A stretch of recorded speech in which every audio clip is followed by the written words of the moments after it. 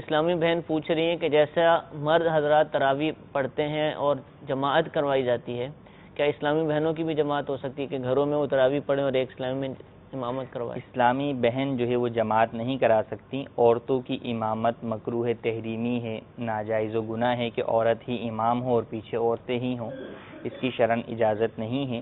اسلامی بہنوں کو جماعت میں بھی حاضر ہونے کی مسجد میں اجازت نہیں ہے، منع ہے.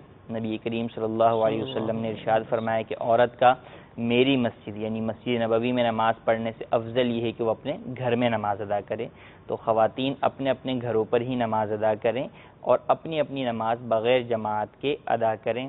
اور جہاں تک تراویح کا تعلق ہے تو اگر آپ کو حافظہ نہیں ہے کوئی عورت تو اس صورت کے اندر جو صورتیں یاد ہیں انہی صورتوں کے ساتھ تراویح کو مکمل کر لیں. اگر آخری 10 صورتیں یاد ہیں تو اس میں آسانی ہے کہ 10 اور 10 ملا کر 2 مرتبہ اگر پڑھیں گے تو 20 رکعت تراویح مکمل ہو جائے گی. لیکن اگر وہ بھی نہیں یاد، کسی کو صرف سورہ اخلاص ہی آتی ہے تو وہ سورہ فاتحہ کے ساتھ سورہ اخلاص ملا کر 20 رکعت تراویح مکمل کر سکتی ہے. ٹھیک ہے، تراویح کی سنت پوری ہو جائے گی.